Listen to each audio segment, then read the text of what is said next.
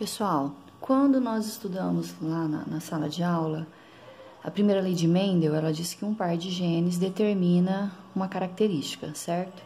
Então, nós vimos que quando a gente estudou as ervilhas lá de Mendel, as características, por exemplo, de albinismo, né? Nós temos dois genes alelos para uma característica, tá? Mas podem existir casos em que nós temos mais que dois genes alelos para determinar uma mesma característica. Então, por exemplo, para o albinismo, nós temos um gene azão, que determina presença de melanina, e o gene azinho, que determina a ausência de melanina, ou seja, se ele aparecer em dose dupla, aí nós teremos, então, o albinismo.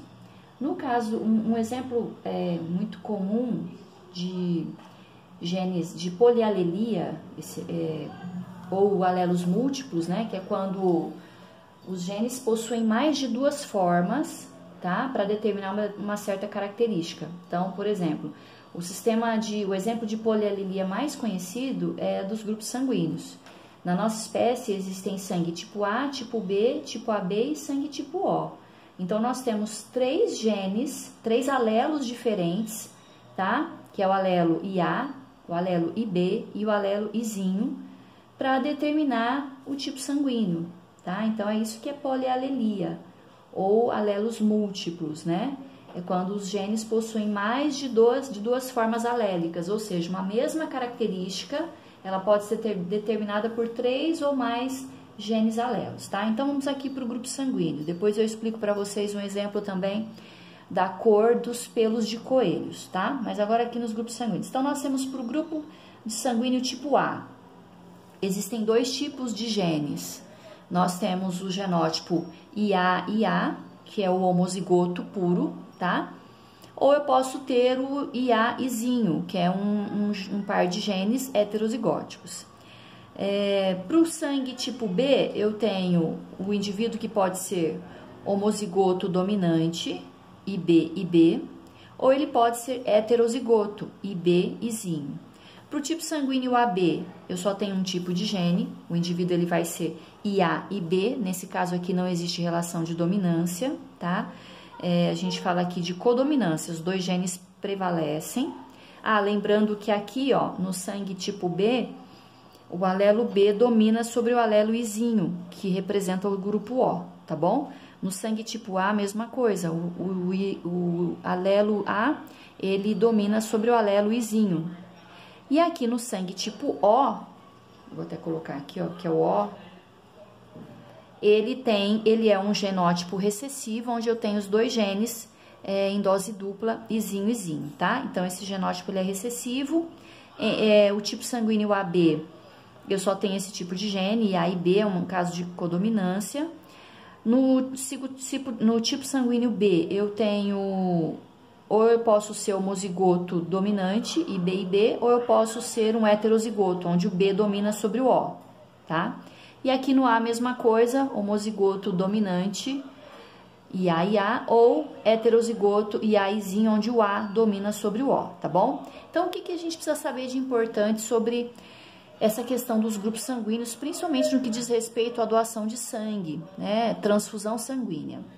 Toda pessoa portadora desses genes, ou do A, ou do B, ou do AB, ou do O, ela tem algumas características. Então, nós vamos observar que nas hemácias, eu até coloquei em vermelho para representar as hemácias, existe nas hemácias uma proteína que a gente chama de aglutinogênio, tá? Ou antígeno.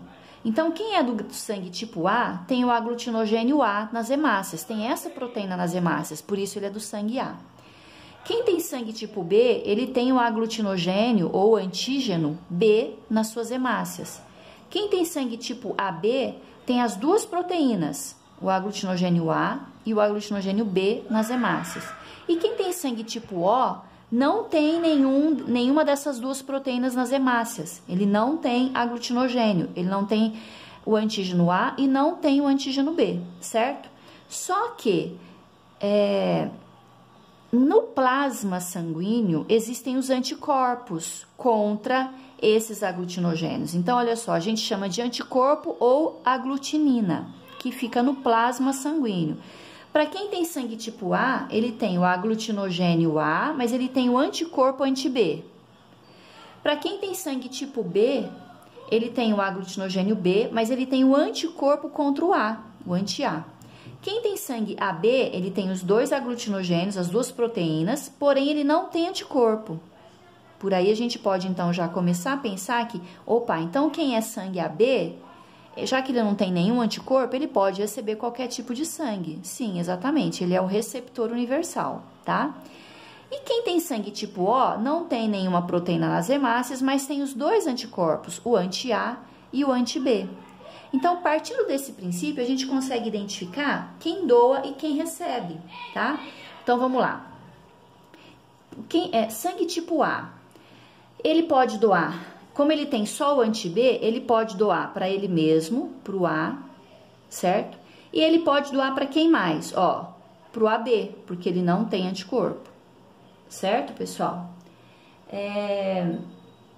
Quem tem, por exemplo, o sangue tipo B, ele pode doar para ele mesmo, porque ele só tem o anti-A aqui, então ele pode doar para ele mesmo, para o B, e ele pode doar para o AB, porque o AB não tem anticorpo, certo?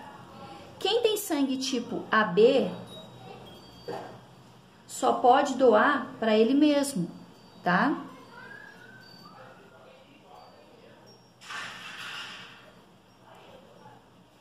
E quem tem sangue O,